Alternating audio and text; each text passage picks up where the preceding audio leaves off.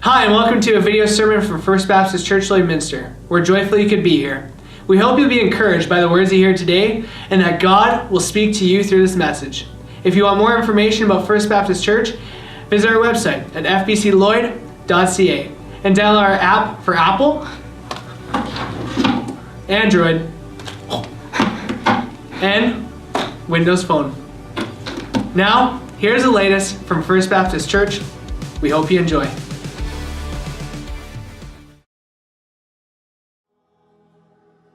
God, you are truly amazing, and nothing can compare to you. You are worth more than anything we could ever think of or imagine, God. Please help us as a church to continue to be more aware of who you are and the fact that you're always with us, God. You are amazing, and your love is so life-changing. Please be with us this morning, speak into our hearts, and continue to mold us into what you want us to be, God.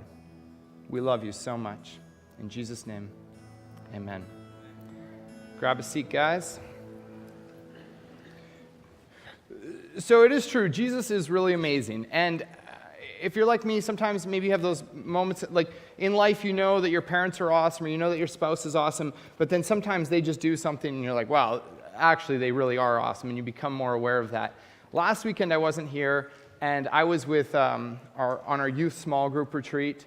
And we had almost 50 students on this retreat. And these are students who aren't just part of our youth program, but they're students who are committed to weekly Bible study small groups. And it's just been amazing to see how God's been changing their lives and working in their lives. The weekend was awesome. We had almost 50 students. Small group leaders were there. Neil came and did the music. Barry was speaking, which is probably the only downside. No, I'm just kidding. He did an amazing job. Barry was talking to us about John 15, where Jesus talks about him being the vine and we're the branches, and about remaining in Jesus, and about our students remaining in Jesus for the rest of their lives. And we're going to be talking about that in a bit. And I on a side note about Barry, maybe you've been here when I've taken some shots at Barry from on stage here. If you don't know Barry, then he's a good friend of mine. But maybe you've been here when I've taken some of those shots. But last weekend, he definitely got me back with some of his slides, and he had some pictures of me up there on the slides, and he stooped to levels I've never stooped to before. So if you think I'm a bad guy for making fun of Barry up here sometimes, you gotta meet Barry, because he went to levels I'd never stooped to. So anyways, it is cool to see how Jesus is working in our church. So I'm a numbers guy. I really like numbers. I like stats and stuff like that. Some of you, right now, I just drew a big chasm between us because I hate numbers. Some of you are like, yeah, that's cool to me. As I've been told that as I get older, I'll like numbers less and probably start trying to lie about numbers or forget about certain numbers like my age. But so far, I still like numbers. And I want to share with you guys one number this morning, and it's actually a pretty serious number. And that number is, 30%. And so maybe some of you guys are sitting there right now taking guesses, what's 30%? Maybe some of you have guessed, that's what Ryan got on his social studies diploma exam the first time he tried to write it, and I wish that were true. Maybe the women in the room are thinking, that's the percentage smarter that women are than men, but we all know it's way higher than that. What 30% is it's a pretty serious statistic. 30% is, statistically, in North America, the number of kids who grow up going to church, grow up in Christian families, that will maintain their faith in Jesus Christ as they go into adulthood and for the rest of their lives. 30% of kids growing up in the church will stay Christians as they get older. So to help you with some quick mental math, 70% of kids growing up in the church, there are many in this room, many in other rooms, will lose their faith in Jesus as they get older. To me, this is a crazy stat. It makes me very uncomfortable, and I hope it makes you uncomfortable too. In general, this statistic scares me, but lately, more so specifically, Talcy and I have kind of begun the process of filling out an application to become adoptive parents and to adopt a child, and when I hear stats like this, it scares me to death. Like, I'm excited to be a parent, but this scares me.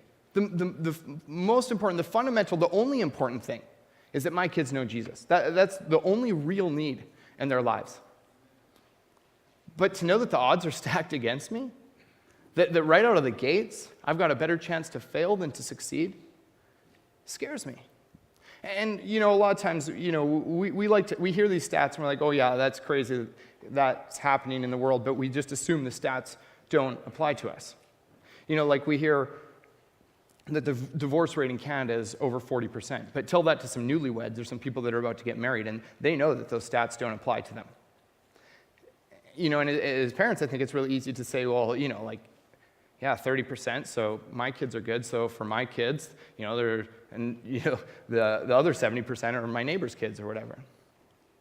But we can't just assume these don't apply to us. Just because, I'm a Christian, I follow Jesus, I can't just assume that my kids automatically will. And let me just go off on a little bit of a tangent on that for a second, too, because I think we have a lot of complacency surrounding this.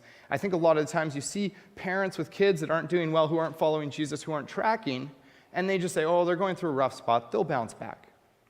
God's working in their heart, they'll come back. As though we think that the natural bend of a human being who's already turning away from Jesus is to magically, accidentally end up at the correct answer, Jesus. When I was a kid, I was a pastor's kid. I grew up going to church all the time, more than I wanted to. I grew up going to Christian school, youth, kids, everything. Anything that had to do with Jesus, I was there. But in my teenage years, I totally walked away from Jesus. I was living my life in ways that didn't honor him, did things that totally dishonored him. My life was in rebellion against Jesus. And so were a lot of my friends. And by the grace of God, I'm happy to say that I made it back, and that God saved me from that. But almost all of my friends in that same situation didn't, and still haven't. And that's really sad to me. And I would hate to think that one of the factors might have been that parents or friends or family members around them might have been complacent, just hoping that one day they'll bounce back. We can't guarantee the spiritual success of anybody, but certainly when we hear stats like this, we can do everything we can to provide opportunities for spiritual success, for our friends, for our family members, for our kids, for everybody. Stats like this shouldn't scare us in the way that we should run away and be like, I'm never getting married, I'm never having kids. But they should be things that we look at and say, I'm going to change that. I'm going to do everything I can. I'm going to understand that this is a serious risk and be intentional about changing this. Last week, Doug was talking about parenting, and he talked about having a plan. And because we so haphazardly run into things without a plan. And he's talking about how important it is to plan out and be intentional with this. And Jesus agrees with this. In Luke 14, Jesus is talking about the cost of being a follower of Jesus Christ. And he says that you need to count the cost, you need to consider the cost, and then decide. Don't just run into it and say, we'll see what happens kind of thing. And so he gives this example of a guy building a tower, and he says, guy building a tower needs to sit down, make a budget, have a business model, business plan, make sure he has enough resources, enough cash, that he's going to get approved by the bank for this mortgage for building this tower. Because otherwise, this dude's going to go out, build a foundation, and Jesus says that everyone will ridicule him because he's out of resources and he can't finish his tower. Now he's got a useless foundation. He's got a basketball pad rather than a tower.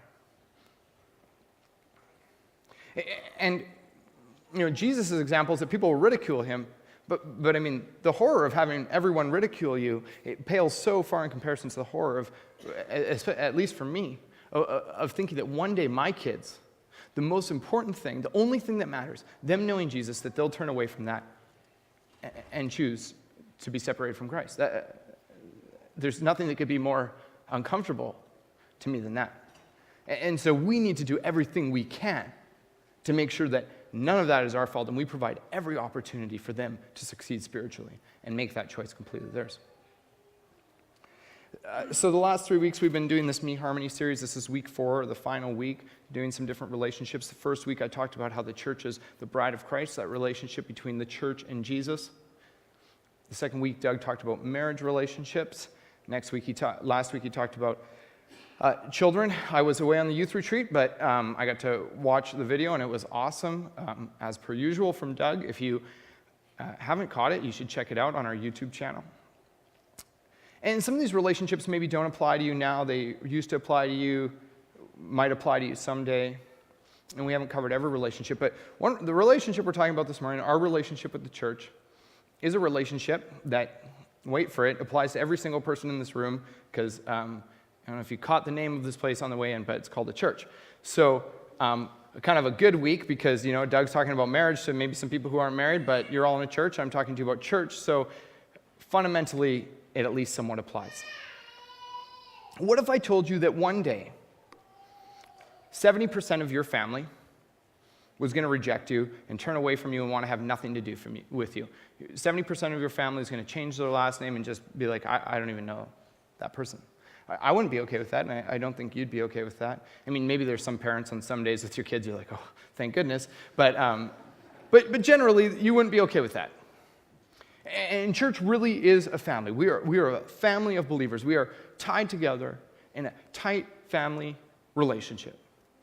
And this stat tells us that 70% of our family is regularly leaving us and having nothing to do with that.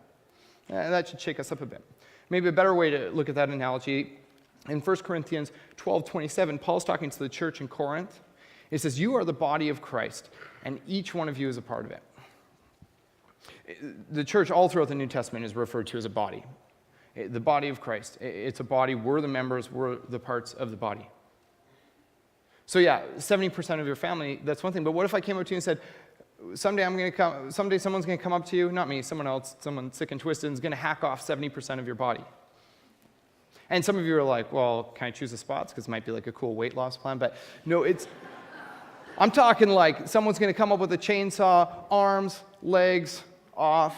No arms, no legs. We could put you in front of a door, call you Matt. I'm just kidding. Bad joke. But no one's okay with that. No one's like, a couple limbs. I could lose them. That's not all right. And we need to take that seriously. In week 1, we were talking about how the church is the bride of Christ. Jesus' beloved. Jesus, the bridegroom, comes to earth to redeem his bride. And he is intimately acquainted with it. And it's an amazing vehicle, not only for us to grow, but for us to change the world around us. And we should take that very seriously. And I want to be really transparent for a second here. I don't know everyone in this room, but I know a lot of times when people come to a church and they hear someone on stage talking about church and our relationship and our role and our commitment with it, they get kind of uncomfortable because they start thinking, oh, well, they want us to give our time, our money. They want us to serve. They want us to sign up to do things. And maybe that's you here this morning. As we talk about the church, you've thought that, or you are thinking that, and you're like, that's probably what they're after. And I just want to be really transparent and clear up any misunderstanding there. If that's what you're thinking, then I want you to know that you're absolutely right. Just to remove any doubt. That yes, the resources that God's entrusted you to manage and steward with your life, we would hope and expect that you use those in an amazing, we're not asking, we're giving you an opportunity to invest those into the bride of Christ. It's an amazing opportunity. I wasn't here when people built this building, but I haven't heard the story that while they were building it, Sask Power and Direct Energy came up and said, hey, we're just going to comp you guys energy and gas for as long as you live. Don't worry about it. It costs money. And as they're thinking about the programs, they were probably thinking, well, we're going to have programs, but we won't need people to run them. They'll magically just happen. The kids will take care of themselves. Turn into like a bit of a Lord of the Flies kind of thing. It would be a mess. No, like there are kids programs going on. There are energy and plumbing bills being paid. Once a month, we give you a cup of juice and a flavorless wafer. And that all costs money. And that takes time, and it takes energy to put that together. Imagine going to Walmart, buying a lamp, bringing it home, unpackaging it, trying to turn it on and being appalled by the fact that it requires electricity and you have to plug it in. Everyone's like, yeah, that's how it works. When you start a nonprofit organization, when you start a church, it's going to require some manpower. And like any organization or like any electronic device requires power and resources to run. What greater power or resource could something be powered by than people who've encountered the loving, eternal God who created the universe and that he has filled with his Spirit, the same Spirit that raised Jesus from the dead? It's an amazing opportunity. So when I say, yeah, we do hope that you give, we do hope that you contribute with your time. And to me, that's an opportunity. A lot of times people see someone on stage and they think, oh, it's the pastor's church or the pastor's running this thing or, that's kind of their deal. And to break it down, really what we're saying is that this is your church. This isn't my church. This isn't Doug's church. On a weekly basis lately, we've had about 550 people between our two services. Last time I did an inventory of my chromosomal count, I count for one of those, which equals 0.2%. So on my 0.2%, that stake, that share that I hold, I am happy and I am excited and grateful to get to contribute my resources, my time, my energy, and see how God works through that. And I'd say this place is yours. This place doesn't belong to some dude who's standing on a stage. Anybody. It's Jesus's, and we want you to take ownership. We want you to own it. We're going to talk a little bit through what FBC is, this church specifically, some of what we do. Some of it will be informational. Some of it, maybe you know all of it. I'm not going to hit on everything that we do, but a few things that I think are pretty important. Because I think, first of all, if our family's doing a bunch of things that we think are important, we should be aware of it. And then at the end, we're going to talk about why I believe that we should continue to embrace that more and more. So we'll start from the bottom up, age-wise. So with our kids, every week, on a weekly basis, Tallahassee runs a kids program that averages lately about 100 kids from age 0 to grade 6. It's a lot of kids. The curriculum that we use for our kids is called Orange. It comes out of the States. And tied up in the name of Orange is really philosophically that organization's strategy. And it's a strategy that we've really bought into as a church and really believe in. Orange is comprised of two colors, red and yellow. And in Orange, they use these two colors to symbolize two of what they think are the two most influential forces in a child's, and I would say in a person's life. So red represents the love of the family. Like Doug said yesterday, we don't think that anything is more influential than families. If we did, we were wrong. Your family, kids' parents, people around you, that's the most influential thing. But another really powerful influence that God's put here on earth for you, yellow, is the light of the church. And when you take red, the love of the family, and yellow, the light of the church, you get orange. And I believe that you get the most beautiful, powerful, synergistic vehicle that you could ever have to ensure and offer spiritual success for your kids and for people around you. If you want your family members to achieve in knowing Jesus and to remain in Jesus like Jesus calls us to, then combining the two gives you a way better advantage than having one over here and separating the two. So we'd call you and we'd ask you to engage and try to make this thing more orange, to combine, to team up more, to partner. We want to partner with you guys. We passionately believe that the more Christian adult influences that a kid, a student, or even an adult has in their life, the better. The more opportunity they'll have for spiritual success if they have more Christian adult influences in their lives. Your kids have tons of adult influences, teachers, coaches, people who run extracurriculars, principals.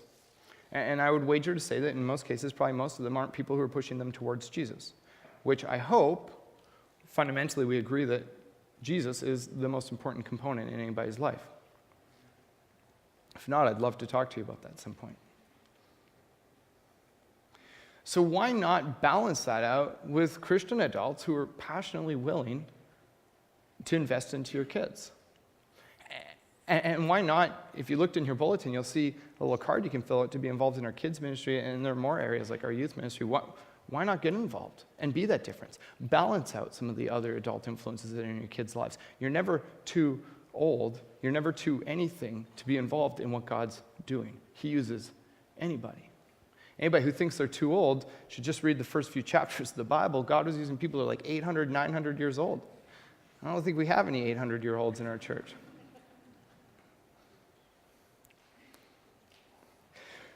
In our kids' ministry, once your kids reach age 3, they are part of a small group.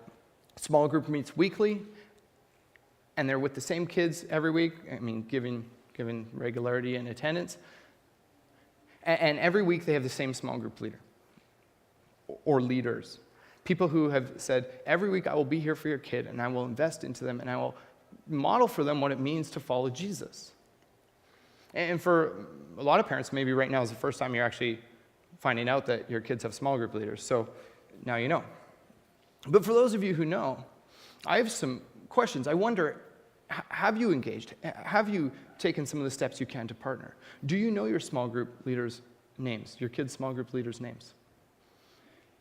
Have you talked to them? Have you encouraged them? Have you said, hey, thank you so much for pouring into my kid? Have you said, hey, here's something my kid's struggling with. Do you want to pray for my kid? Can you try to encourage my kid in this way? Or, hey, what's been going on with my kid? I want to know how to be a better parent. Any insight you might have?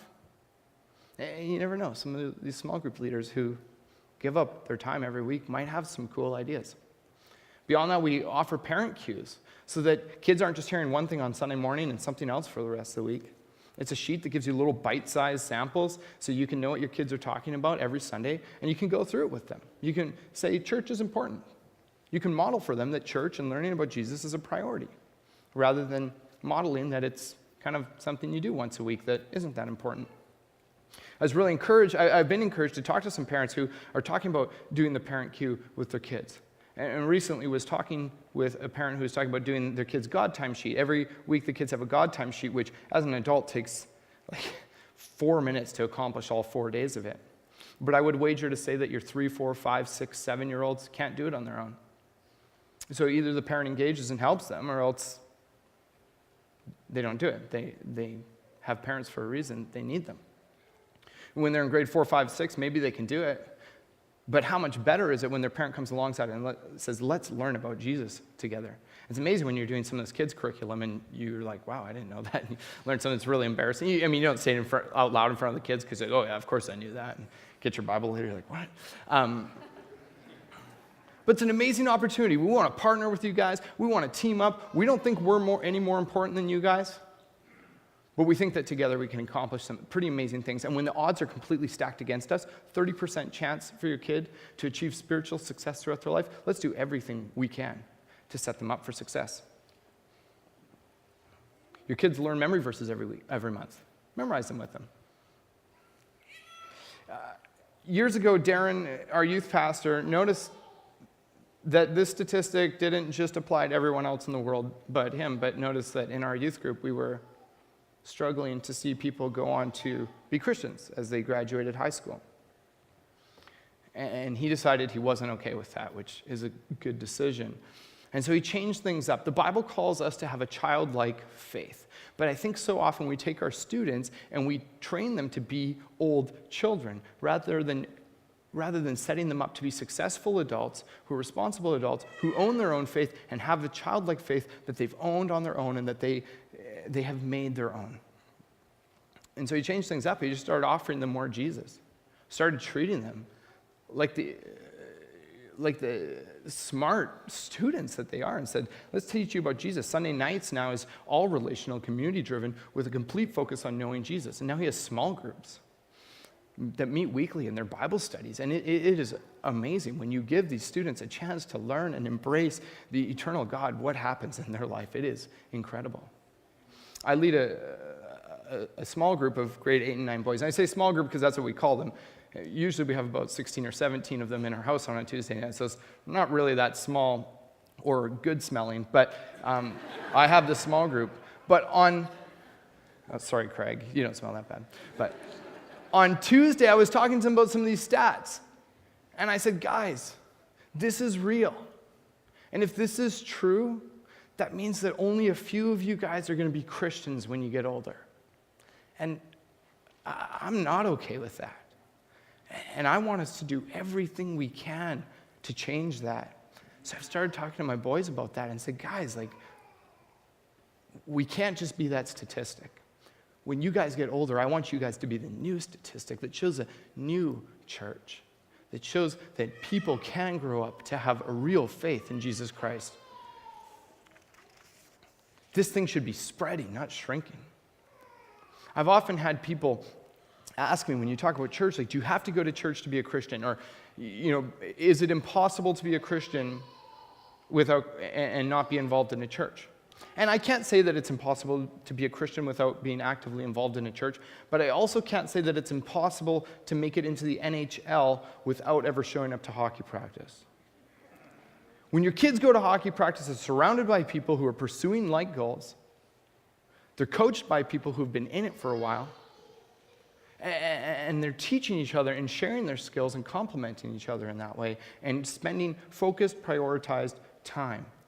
And that takes priority. When you sign up for that, that takes priority. When you sign up for the Christian faith, it should take even more priority than anything else in the world. And when you come to church, it is practice. It is spending time with people who share those same passions and commitments and desires, and we're struggling and we're not perfect, but together we can grow. And we have coaches in place that will push us forward. And I'm thankful for those coaches in my life who have pushed me forward and have taught me about Jesus without giving up, because I am so happy to not be part of that 70%.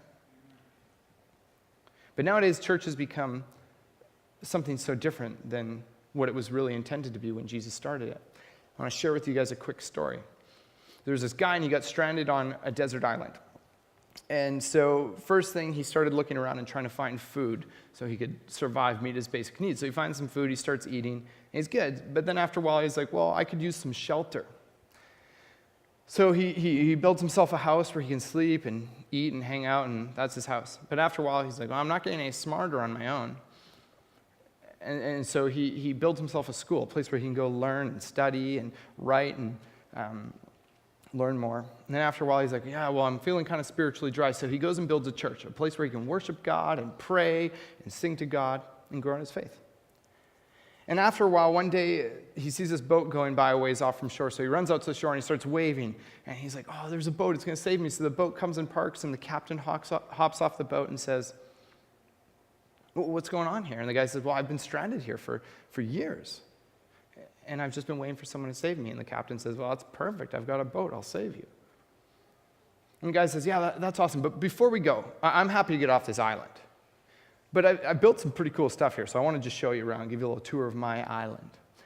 So the guy's like, okay. So they start walking. He says, yeah, this is my house. I built this place. This is where I sleep, where I eat, where I hang out. This is my residence. And he walks along. He says, this is my school.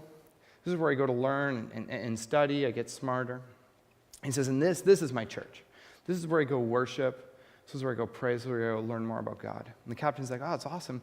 He's like, but what's that building back there? And the man says, oh, that's the church I used to go to. And it's a joke, but it's kind of sad. Because he's the only person going to this church, and he leaves. And to us, that's ridiculous. But so often nowadays, if we're a body, we are the only person going to a church.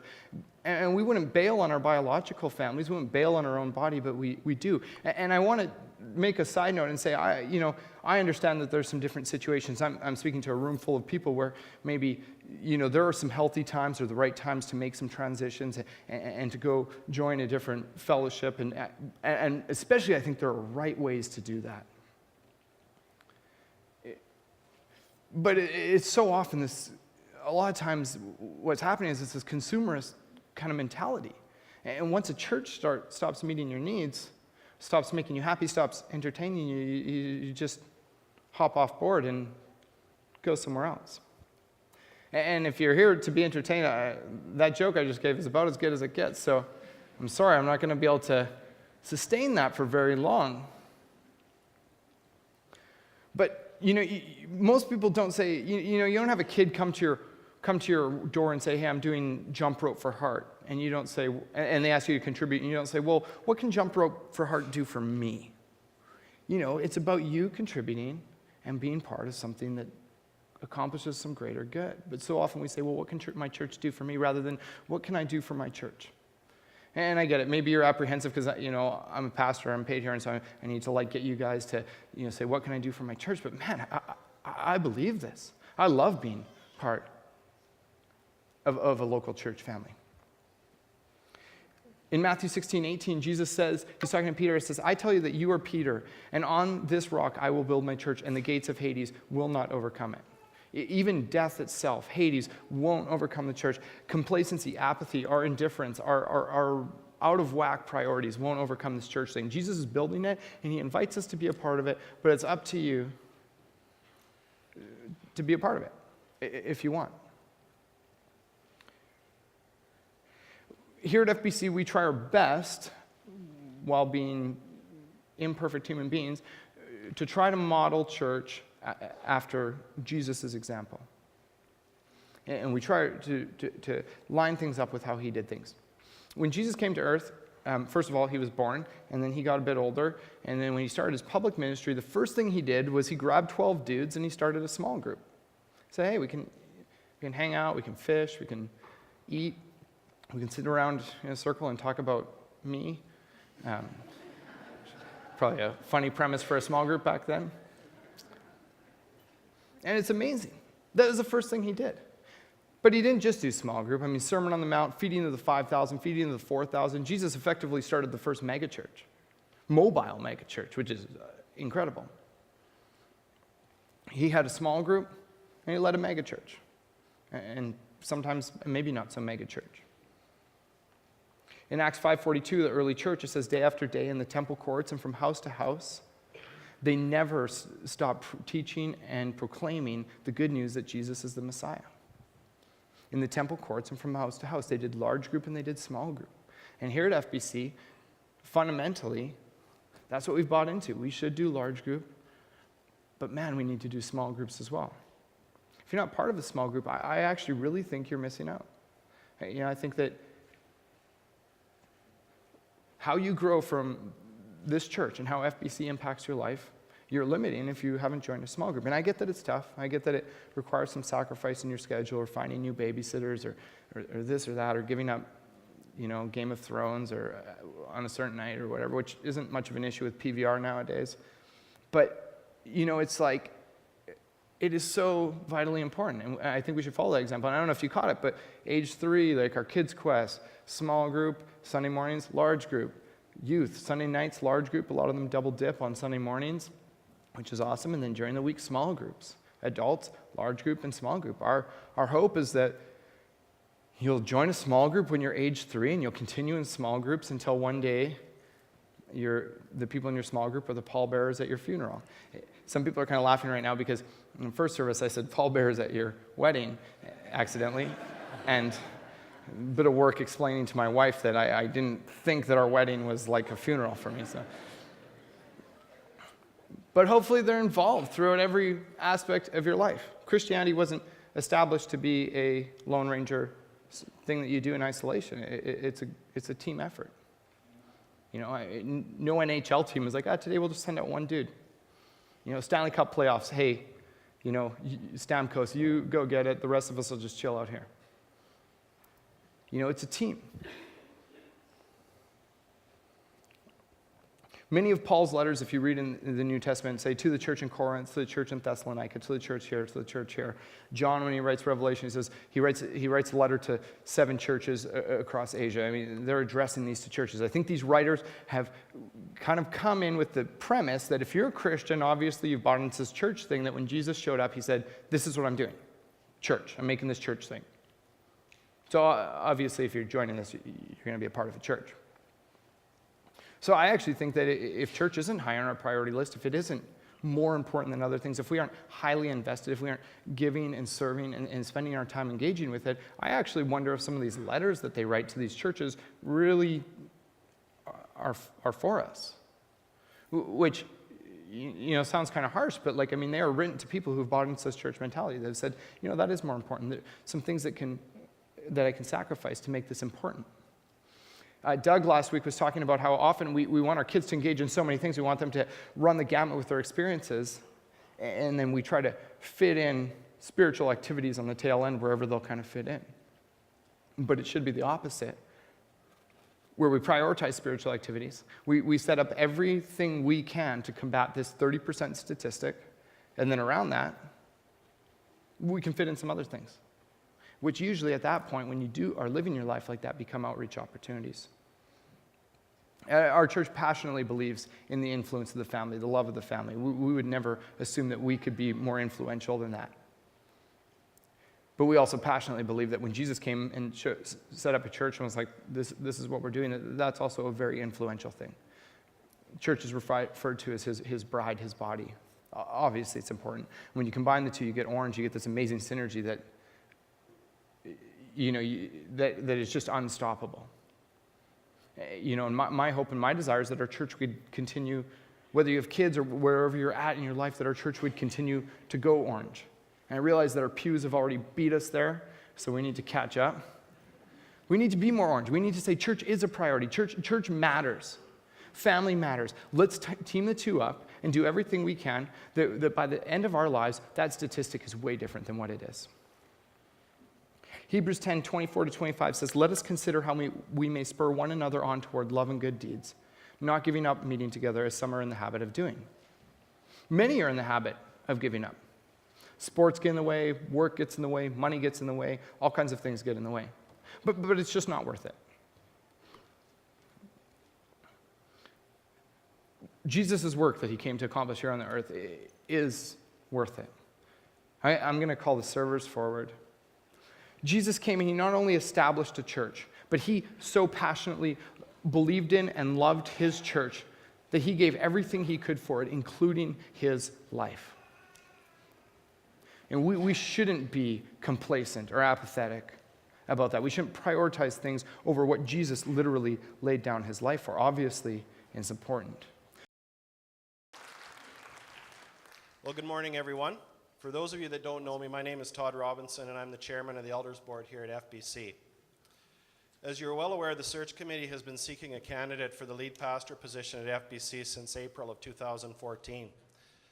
Last May and June, the search committee engaged the membership in a discussion about what criteria the committee should use to select a candidate. The criteria that emerged from those conversations was as follows. Number 1, the spiritual gift of teaching. Number 2, a visionary leader. 3, teamwork. 4, communication. And 5, biblical preaching. Over the course of the spring and summer, the search committee was unable to secure a suitable candidate, and as such, in October, engaged a facilitator to assist us with the search process. Over the course of the search, the committee reviewed the applications of 30 candidates. Some, I can tell you, very attractive. However, none of whom, in the opinion of the committee, met all of the desired criteria. During this period of time, it would have been easy to present a credible candidate, but we were reminded of the direction from our board chairman, Mr. Trent Wennekamp, to not settle for anything less than what was originally intended. During the last 6 months, the Lord began to make it very clear to the committee that the candidate who best fit all of the stated criteria was already doing so in an acting role. Pastor Doug has been instrumental in the growth and progress experienced recently at FBC. Pastor Doug's vision, dedication to team, and commitment to planning have been instrumental in creating an environment where people are engaged and actively involved in serving the work of FBC. It is worth noting that Pastor Doug never accepted the role of the acting lead pastor with the intention of becoming the new lead pastor. Pastor Doug was very clear with the committee and the board that his intention was to set the stage for who the Lord would place here at FBC. The board has encouraged Doug over the last number of months to reconsider his stance, and we are very happy this morning to tell you that the Lord has called him to serve FBC as our lead pastor.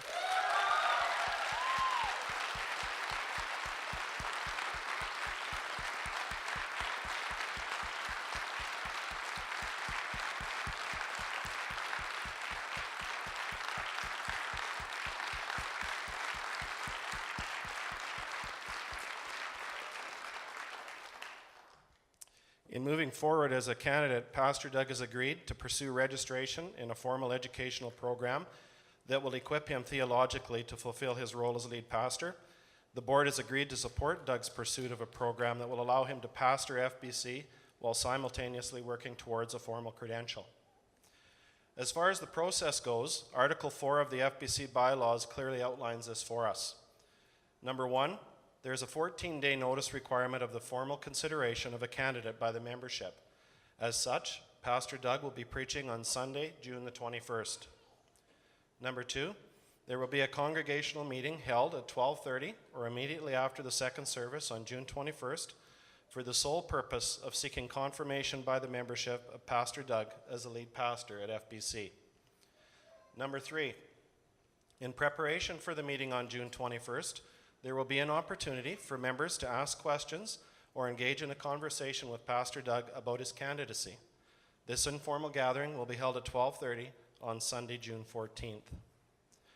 Number 4, in order for Pastor Doug to be confirmed as the new lead pastor at FBC, the bylaws stipulate there must be a minimum of 75% of the membership who vote in favor of confirming the candidate. So on behalf of the Elders Board, I would like you to prayerfully consider our recommendation of Pastor Doug as candidate for the position of lead pastor. We are very grateful for the leadership and dedication that he has provided to FBC to date in his acting role, and are hopeful that the membership will strongly support our recommendation of Doug as lead pastor.